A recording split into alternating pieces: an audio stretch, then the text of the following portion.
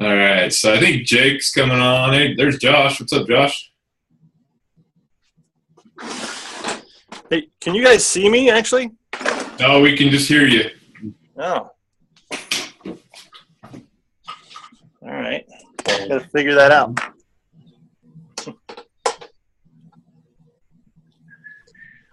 I wouldn't want you to miss out on my good looks, you know? Well, we're not missing out on Josh's good looks. Check out that picture. That is Fancy. that is fancy. That's how we roll, baby. That's how we roll. I'm just jealous, bro. Don't worry about it. I can hook you up with a photographer that can Photoshop you just like that.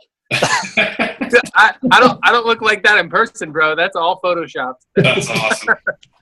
I need one of those. You know what they say about first impressions? Yeah, exactly. So Ian's the one that kind of wanted to do this call, and there's lots of stuff we can talk about, but I figured we'd kind of see. I do have like a little bit of stuff we can go over as far as a little bit of an outline, but I wanted to see what your concerns or thoughts were, Ian. Kind of start us off, and then we can just take it from there. And I don't want to do I'm not just going to talk the whole time. I'll just kind of go through some stuff, and you guys can add. And you guys might know some stuff about this. I don't know. I'm not an expert. I've done a lot of these, but always learning. So go ahead and fire it off, Ian. Tell me what your thoughts are. Absolutely. Well, we appreciate you taking your time out, man. It really means a lot. Harold and I, we have done a couple flips so far, mainly buying through wholesalers. Okay. And we're trying to look more of a horizontal stream of income through the I don't rental know if property. that's my computer or yours, but lost you guys for a second there. It sounds like you're back now, though. Can you hear me now? I can, yeah. Okay. So we're looking at trying to build up capital right now, mainly through flips. Okay. And then down the road, get into multifamilies, mainly apartment complexes, things like that to develop, passive income. But in the meantime, we had been kind of sparked a lot of interest through subject twos. And we wanted to get your opinion on, I know you've had some success. I don't know if you've been flipping those or if you've been holding them and renting them out, but kind of what your strategy was for finding your leads on those, qualifying them, and marketing to them. Yeah, absolutely. So it sounds like you've had, besides me talking about them the other day, you've had other investors talking about them and doing them in your area? Absolutely. Okay, cool. Because, a lot of people are afraid of them. I guess we'll just kind of define it for the guys on the call that don't know what it is. Subject twos where, just a simple example, let's say you have a loan with Wells Fargo for $100,000. Maybe your house is only worth 105, and you can't really sell it because you probably have to come to closing with some money. So you could sell it you can't sell it conventionally, I should say. A lot of times that'd be a good subject too, and that's where me as the buyer, I'll take over that mortgage, but your name stays on the mortgage. So as the seller, your name, Mr. Smith, your name is still going to be on the mortgage. However, I'm going to own the property. I'm going to be on the deed. The property will be recorded under my name, but you will still be on the mortgage. So obviously that puts the seller in a position of risk. Not everybody's going to be willing to do that, but there are situations where it is the best option for the seller.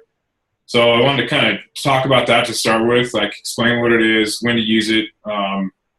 Low equity is a great time to use it when people have very little equity. You can also, there's several other ways to use it, but we probably won't get into all that. The first thing that comes up, and it's like the elephant in the room, everybody's like, well, you can't do that. There's a due on sell clause. What happens when you sell it? Doesn't the mortgage company want to foreclose on you? And the answer is, yeah, there is. There's a due on sell clause in every mortgage. The only mortgages, of course, you shouldn't say every because, there's always an exception, but 99% of the mortgages have a due on sell clause. I'm talking public, like Fannie Mae, Freddie Mac type mortgages. Private mortgages is a whole nother field that we can talk about. Private mortgages are usually easier to do subject to purchases on. But yeah, they do. They have a due on sell clause in there. And what that says in, layman's terms is if you sell this property, we have the right to call this entire note due. So yeah, I mean, it's out there. They could, if they wanted to, and I take that property from I buy that property from Mr. Smith, and Wells Fargo finds out, they can come and say, I want this loan paid in full or I'm going to foreclose. But let's look at that for a second. First of all, they very, very rarely have ever done it. And all the guys that I've worked with, the group that taught me this has done over 500 subject twos. Not a single one has ever been called. You guys can search high and low and try to find a due on sell clause that has been exercised. You'll have a big trouble doing it. And the reason is Wells Fargo has a portfolio of loans, and as soon as they decide to foreclose on me, first of all, I'm making payments. The average foreclosure cost $17,000 last time I was studying up on it. And if they're going to foreclose on that, not only am I going to stop making payments, right? But also they're going to have to write that off as bad debt. It's going to affect their credit rating. It's going to cost them $17,000. And right now they have a performing note. So why would they do that? And I mean, we have to look at it that way. I mean, why would a bank do that? The truth is that they just don't. I mean, I've heard of I heard it on Bigger Pockets, but I haven't even verified it. I've heard of credit unions maybe coming and trying to do an exercise they do on sell clause. But so, obviously there's some risk with this, guys, but I would look at, I would talk to your real estate lawyer if you've got one. There's absolutely nothing illegal about it. He'll tell you that right up front. Bigger Pockets, there's a ton of write-ups on subject to your local investors, and, just do your own research. But I'm glad, Ian, you mentioned that you've already got people that are doing this. It's been around forever, but the due on sell clause does scare a lot of people away. So wanted to talk about that first. Mm-hmm. So the biggest issue with this is, to me, it's not the due on sell. That doesn't really bother me. I've done a bunch of these. I've got a bunch of these. The biggest thing to learn with the subject to purchasing is how to sell it, because you're basically asking somebody to keep their credit and their name out there, and they don't own the house anymore. Right. So why would they do that? Well, could be several reasons. They could be either doing that or facing foreclosure, or they could be moving out of town and not wanting to handle a rental, or they may even have equity. And sometimes you can give them, say they got $20,000 in equity, you can give them $20,000 and do a subject to purchase.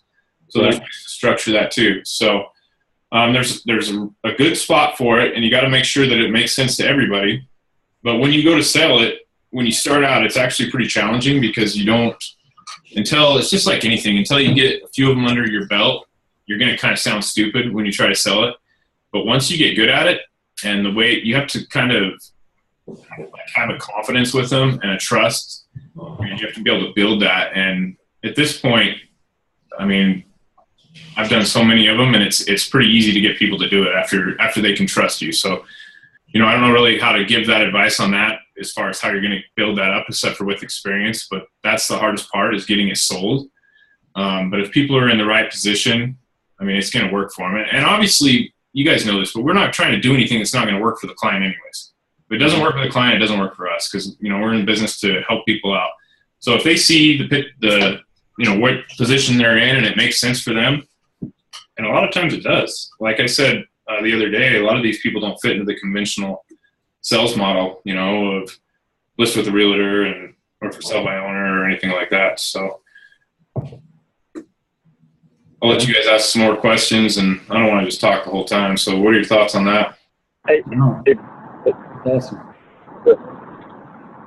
Hey, Brad, Jake Wells. Hey, Wells.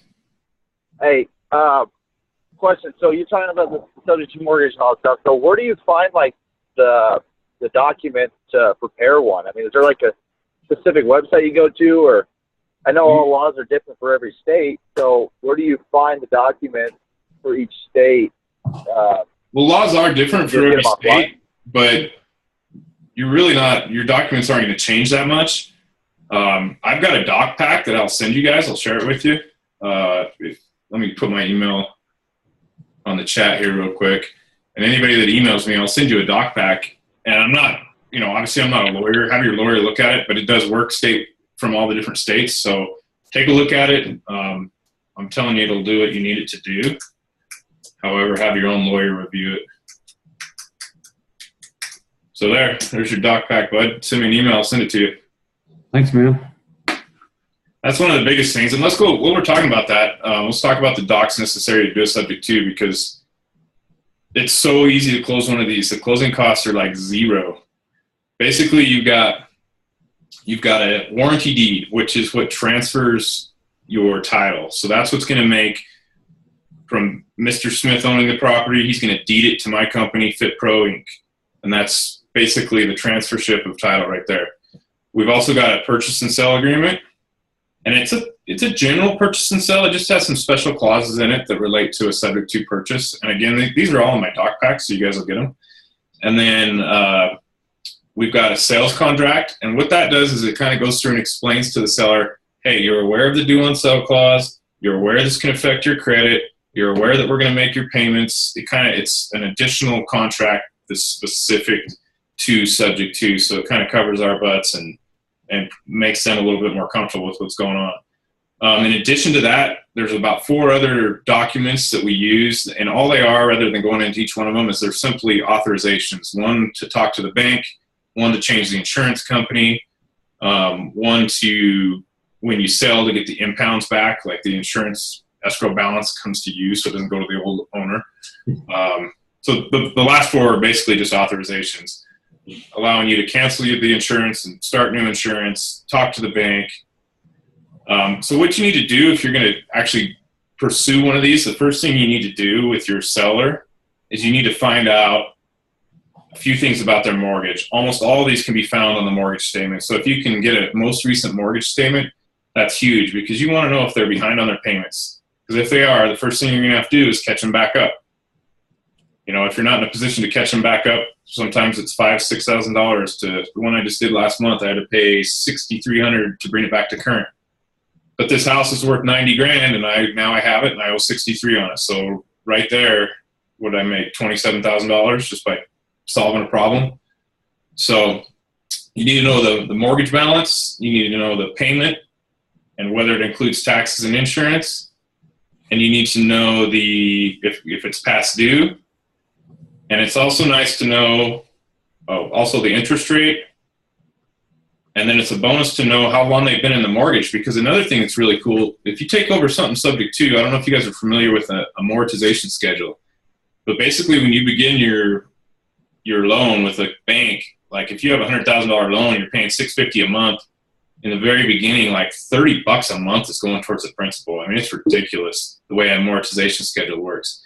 Now, towards the end, if you're 15 years in, you're getting $200, $300 a month going towards that principal. So if you're taking over a mortgage that's seasoned, meaning it's been active for 10, 15 years, there's huge monetary advantages to doing that rather than taking over a brand new mortgage. So in addition to that, you're going to want to know the term too. You know, is it a 30-year term, 15-year term? How many years are left? You can really go off on the numbers and the rate of returns and everything, but you know, it's a lot of stuff to look at. Your primary thing you want to know is it behind? Is it current? And, you know, to make this really simplify it for you guys, does it cash flow? I mean, if this guy's got a mortgage for $650 and it includes taxes and insurance, and I can turn around and rent the house for $800, I would take that deal even if he owed the amount that the house was valued at. So if he owed $100,000 and the house was only a $100,000 house, I'd still take that deal because I can take it for zero down and collect $150 a month, get the tax write-off. I'll get the interest write-off for the subject to mortgage. And over the years, you build equity. You guys know how that works. So what kind of questions? Well, what happens? A lot right there. What happens if they decided, like, you know, well, what if you default? Like, what if, you know, the seller asks you, what if you default on my payments? I'm sure you're going to put clauses in that contract as well, right? Yeah, there is a clause in the contract. Well, first of all, don't do a subject to deal if you can't make the payments. And if you're going to default, before you default, call that seller and say, look, Mr. Smith, I got to tell you, man, my wife's in the hospital. I lost my job. I'm not going to make next month's payment. Do you want me to deed this back to you? Do you know, don't get yourself in that position if you can. I mean, don't take over something that you can't. Oh, yeah, of course. Make the payments on. If you are going to default on that person, first of all, you have zero liability because your name's on the mortgage. You've signed a contract with this guy stating that his credit could get trashed. So nothing's going to happen to you except for you are going to kind of turn into a D-bag, you know? Yeah, ruin your reputation for sure. Yes. So that's the beauty of a subject too. You literally have no liability. And let's say, you know, going back to the due on sale, which is kind of a dead issue, but if they did decide to call it due, you've got it signed in your contract that's a possibility, and you could just walk away from it. I mean, you know, you don't want to do this, but you could technically just walk away from it. I mean, it's not going to affect you. Mm-hmm. You know, I hate to say that, but that's the truth of the matter is all the liability is on the other person. That's the beauty of these. And you can come in and own these houses for, you know, zero or little down. I got a two-part question to follow up on that. First off, how do you qualify these potential subject twos? And then second, how do you get the existing occupant out? That way you can get maybe a more qualified renter in that will be willing to pay more for the house. Yeah, one sec. Let me go shut off this. My fire department radio is going off real quick.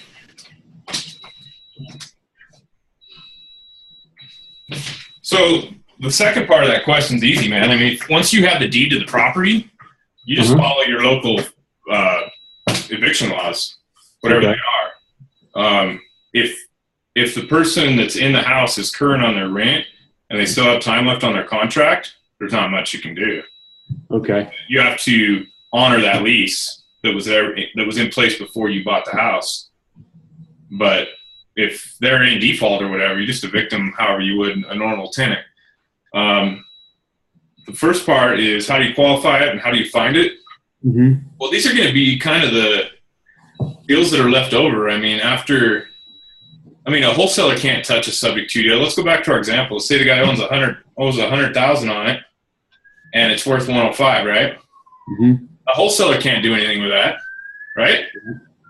A non-creative investor can't do anything with that. A real estate agent can't do anything with that. So here this Mr. Smith is, and he's like, man, I'm screwed. I'm either my credit's going to get ruined, or I'm going to be making 2 payments, and I'm not going to be able to buy groceries for my kids. So you're solving a problem for these people. And you got to remember that when you talk to them. So those are the people that you're looking for. I mean, they're out there. There's people that are in this situation. I mean, there's tons of them in my little town right here. We've got a foreclosure list that our realtor sends us every month. Okay. Would that be a good place to start? And maybe what's going to be the problem with the foreclosure list? You're going to have to catch up those loans. Yeah, exactly. So now, is that a bad thing? Not necessarily. I mean, let's say, let's take another example. $100,000 house, the person owes 65 on it, all right? And they're about to they've already pretty much walked away from it. They're behind $3,600, $4,600 on their loan, right? Mm-hmm. So depending on the stage of the foreclosure, you have to be careful with that too. If a notice of default's been filed, you should be able to rescue it. But if a notice of sale has been filed, oftentimes you have to pay the full balance to bring it out of foreclosure. So be aware of that little pitfall. But if you find a house and they owe 65 on it, and there's 35,000 equity there, call that guy up and say, look, man, I can stop this foreclosure. But you have to have that transparency between him, the bank, and you, to where you can talk directly to the bank. And when you make that payment to the bank, this is a little bit more complex, but I actually just did one of these last month.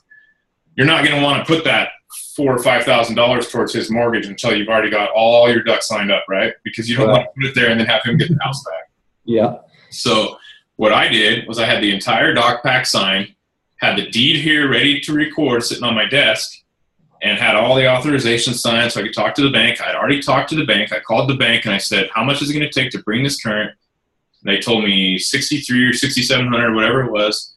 And I asked them specifically, I said, if I pay this amount of money by June 30th, the foreclosure will be completely stopped. And they're like, yes.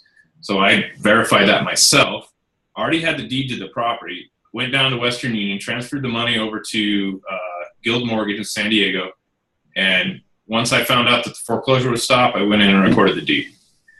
So those are a little bit more complicated, but the answer to your question is, if that's a good place to look, yes, if there's equity. But if there's no equity, that same example, and the guy owes $95,000, now you're bringing $5,000 out of pocket just to get it back, just to pull it out of the foreclosure, and you have no equity. You know, Doesn't make sense in that. no, it doesn't make that much sense to me. I mean, you can still pick up a property and put it into your portfolio. I mean, it might make sense to some people, but you know, a lot of these you can do for zero down. So, I mean, if you look towards the foreclosure list, you're going to have to bring that money out. You're going to have to come up with money up front, which it isn't very much money, and it's less money than if you went and bought it. But, I mean, there's a lot of ways to buy these houses without going out and putting your own name on the line. That's what I try to teach everybody is don't go out and sign all this stuff under your own personal name. There's just we could have another real estate crash. I mean, all the properties I own, none of them are under my name. They're all under either my corporation or a lot of the mortgages are under other people. Okay. So what's your preferred method to find these houses that have, you know, little to zero equity in them to where you can walk in and put nothing down and still? You know, they kind of just seem to be the last ones hanging around on our database. And Jake works with me and calls on these people, and it's like the people that they're not listed, they've got them. Do you guys use Craigslist or Backpage down there? Yeah. Where do most people list their for sale by owners? Mainly on probably Craigslist. Okay, because I know Jake's in Texas too, but he's over in Midland. But if you can find where these guys are listing these and figure out a way to, we kind of have a system where we blast out to them, and maybe we can do another call where we talk about marketing. That's a whole nother story, but most of our stuff's coming right off Craigslist, man. Okay. That's awesome. Cool. I mean, you'd be surprised how many people just let stuff go on Craigslist because of this specific situation. These guys are trying to wholesale or trying to get in there with cash mainly, and a lot of these guys don't have the knowledge to go in there and be like, well, let's subject to mortgage or let's get some lease options going. A lot of people just kind of give up and move on to the next one. So that's what's cool what Brad's been teaching me is, you know, we can differentiate ourselves from all the other people out there and, you know, have potentially get a lot more deals because we have all the, you know, tools necessary to get these other types of deals going through. Yeah, so nobody else knows how to do it, so they're still sitting there. And the bottom line is they need help, you know. So that's what's cool about it. You figure out a way to help these people, and you can make some money. Do you rent all your subject twos, or do you ever flip them? Well, let's talk about exit strategy with the subject two. Given the due on sell clause, which we're not terribly worried about, but it is out there. It is kind of hanging over the whole subject. A lot of people will teach you. I know people that will hold them long term, but what I would suggest, and my strategy generally is, and I do this actually not just with subject twos, I do it with pretty much everything. Almost all my properties, I lease option. And the reason I do that is because I get a big chunk of money down, like $5,000 up front, you know, on a $100,000 property, I'll try to get $5,000. And then my contract on a lease option, it gives them 2 years to buy at an assigned purchase price. You guys probably understand the general lease option. But it also makes them responsible for their maintenance. So the beautiful thing about that is, man, if the water heater breaks, they got to fix it. And it's funny because there's a lot of people out there that can't buy, but they're still really good people, if that makes any sense. I mean, without going into it. But once they put that $5,000 down, they have like a sense of ownership. It's like, I compare it to like if you rent a car or you own the car. I mean, if you're renting the car, man, you're out jumping canal banks and doing all kinds of shit. But if you own the car, you know, you're like, okay, I'm going to take care of this. So these guys, same thing. They spill coffee on the floor. Oh, clean that up. We're going to buy this house, you know. So they take a lot better care of it. So going back to the subject too, the reason I do that is because it gives an exit strategy, and out of respect for the seller that is still on the mortgage, we're working to get them off that mortgage. We're not just like, oh, sorry, you sold it to us. You're on there till we want to get rid of it. No, I always tell my subject to sellers that I'm going to put a lease option tenant in there, and I am, and I will. And oftentimes only about 50% of them purchase, but it might take me 2, 4, 6 years to sell it. I never tell my sellers a time when I'll have them off the mortgage because that's just irresponsible. But I tell them I will always be working to get it sold. And that's how I do it, is a lease option. So I wouldn't try to do a real long-term type of contract behind a subject to, just because it's A, you've got the possibility, very small, of the due on sale, and B, you've got your reputation with that seller, and you morally are obligated to get them off that loan at some point if you can.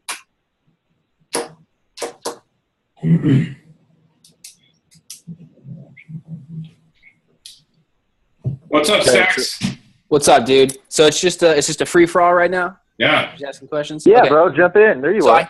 Jake, told me about this. I hopped on about 15 minutes late. What's up, everybody? I'm sorry. I respect your time. I apologize. But so what I'm interested in hearing, and I'm sure everybody else is as well, I don't know if you covered this, is when you're going in to talk to them, like what are some of the presuppositions? Like how are you framing and prepping them for the information that they're going to receive on the appointment? Like what's that initial prep, that phone call like? Well, they have to be in a certain situation. They have to be a motivated seller, first of all. And I want to say real quick, too, that since I'm a cheap ass, I think my Zoom only goes for 30 minutes at a time. So we might only have like 6 minutes left. If they're in the right situation, Stack, they got to, I just slide it in there. I say, I can buy this house subject to from you for what you owe on it, but your name is going to stay on that mortgage. And instead of just making a big deal out of it, I just go right through it. And most of them are like, oh, okay, that might work. And I have several call examples of how to sell it. But as far as like a subliminal NLP type of framing, I haven't even thought about that, bro. Well, I think I do it automatically. A lot of people do NLP without even realizing it after they've been in sales for a while. So I would say to understand the psychology of how I sell it, you can just hop onto our call rail and listen to some of the calls. That's probably the best way, because I don't know that I can explain it because I don't even listen to myself. Text me the password, dude. I'll tell you exactly what you're doing. I love NLP. Oh, I like NLP too, man. It works really good. Yeah. As soon as I said presuppositions, you're like, ooh, NLP.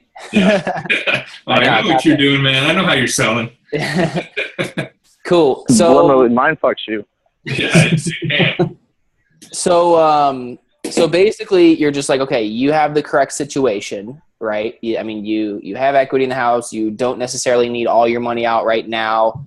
You need, let's say 10, 20, 30, whatever it is, 1,000 in your pocket, which I'm going to give you. And then I'm just going to carry, your existing mortgage. I'm going to carry subject to your existing mortgage. Is your plan ever to, get the renter in there and have them be paying your mortgage, maybe be putting some money in your pocket ideally, and then get them to second their mortgage and get a first mortgage on the property, get that cash out of it because there's equity, and then use that to like invest in other deals? Or what is your main? Well, usually with the first thing is with subject to, it can be done with equity. And there's a whole nother thing that we can talk about, guys. It's called multi-mortgage. That's where you take over a subject to on a first note. Oh, we got 10 minutes left. All right. Stay with free.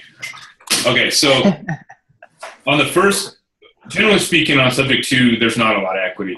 You can do subject to with equity. The majority of our sellers, the reason they're with us is because they owe $100,000 on a $105,000 house, and they can't afford to make those payments anymore. So now, on the reverse situation or a different situation, let's say they owe $70,000 on a $100,000 house. They've got $30,000 there. There's two things you can do. You can either give them, I would offer them, I can give you $15,000 right now and take over your mortgage subject to, or I can do what's called a multi-mortgage and still come in with zero down. And that's where this is a little bit more complex, basically where you take over the first mortgage subject to, and then you do a second deed of trust with the seller with payments over time. So again, I don't want to go into all that, but what we do is our exit strategies. We just turn around and we do a lease option. And at the point when the end buyer or the end lease optionee makes their purchase, we get our equity out. And the cool thing about lease option, we were talking about them just a minute ago. If you guys don't understand lease options for exit strategies, in my opinion, they're the very best ones. It's what I use for everything. The cool thing about them is you can always sell your house for almost 10%, 5 to 10% more than what it's worth on a lease option. Just because you're carrying that and you're giving these people an opportunity. And not only that, they're purchasing in the future when there will be appreciation. So, in 2 years when they purchase, that 10%, maybe the house will even be worth more than that at that point. I mean, it's speculation. So hopefully that kind of answers your question, Zach. Yeah, it completely does, and thank you for that.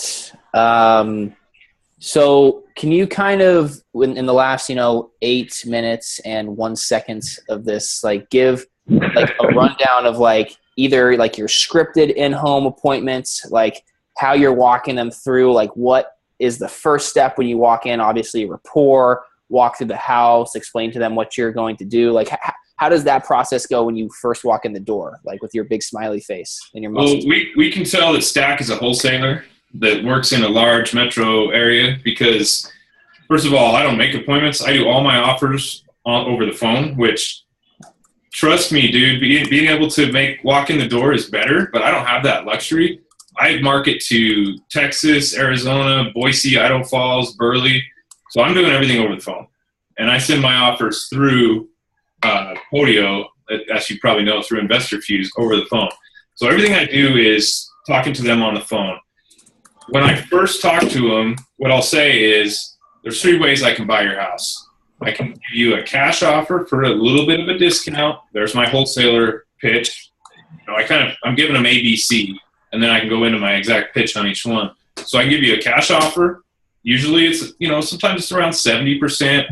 I can give you an exact number if you'd like. Or, Mr. Seller, if you'd like to get what your full asking price is, or for instance, let's say that the 70% is way lower than their mortgage balance. So obviously they're not going to come out of pocket. Mm-hmm. So if you'd like to get closer to your full asking price, I can give you a terms offer. And they're like, oh, a terms offer? Well, what does that mean? Well, under terms, we've got our subject to, we've got our contract for deed, which could be a land contract depending on if you're in a lawyer state. We've also got our lease options. We've got the multi-mortgage. So that's a whole bag of tricks that we can use to apply to different sellers. So that's where we kind of come in. And if they're, the thing about what you're doing in an area that's, you got a lot of leads and a lot of houses, that's great, man. It's one strategy. You get really good at it.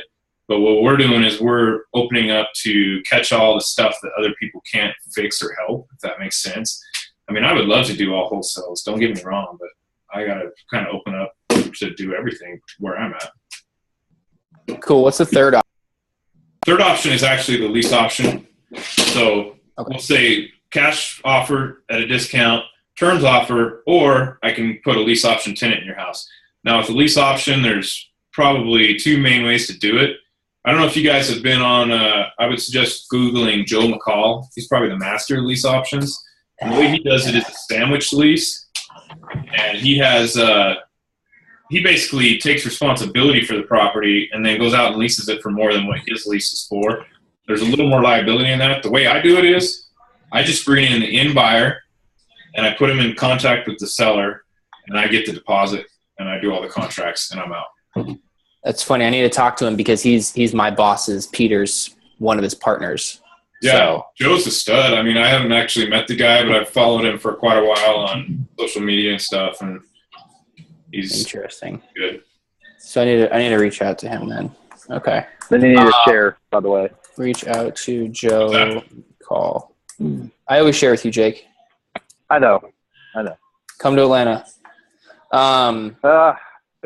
So, okay, cool. Yeah. I mean, if you would, post a link to the call rails, if you don't want to give me your call rail, login and everything, if you could put, some of the recorded calls on there, that would be, invaluable to all of us, maybe on the Facebook page or something. I told, another thing I'll offer to you guys, like subject to is probably the hardest one to sell of everything because these people have to trust you. They're trusting you with their credit. They're trusting you with their name. Some of them already trashed their credit, so it's a little easier. But they're trusting you with their credit. So you really have to build that confidence and that trust with them on the initial call, and you really have to take control of it. That's the hardest part, and, it just takes practice. So what I would offer to do with you guys, if you guys have a deal, I'd be willing to partner with you, help you set it up. We'll figure something out, just do a little joint venture on something, get one done so you guys know how to do it. Because once you start getting them done, that's another thing you can do too. You can say, my partners and I have closed hundreds of these, and that's literally counting me and my partners too, because now we're partners. And I use that all the time. Have I closed hundreds of subject twos? No. But have the guys I work with? Yeah. So we've closed hundreds of these, and we've never had to do an sell clause call due. We've never missed a payment, and you can kind of learn how to do that. So your first one is going to be your hardest one. And once you get one or two of these done, it is so easy to keep selling them, man. They're out there. So walk us through what that like perfect match for that would be. Like, because I run into people, I'm talking to freaking, people buying and selling all the time. Two things that would really work is either they're behind on their payments and they don't have enough equity to where they can't come up with a way to, they can't wholesale it because it's not enough discount for a wholesaler and a flipper. Or the other way would be whether they don't have enough equity and they're, the example of their house is worth 100, 105 and they owe 100 on it, and it's already vacant because they moved out of state for a job. What does that guy do? I mean, he can't sell to a wholesaler. He can't sell with a realtor. And he doesn't want to, he could rent. And if he was smart, he would do a lease option. That's what I do. But they don't know how to do that stuff. So those are your people right there. Okay. So behind on payments and not enough equity, and not enough equity and vacant, correct? Yeah. Out of state's the best. Yeah. I mean, in general, the people that don't fall in all the other buckets that you're familiar with already. You know what I mean? The problem with the behind on payments is that you're going to have to come in and catch those up. So, hey, my email's up there, guys. We're running out of time. So hit me up. Stack, I was also offering my doc pack to everybody if you guys want to do any of these. So show you the documents and everything.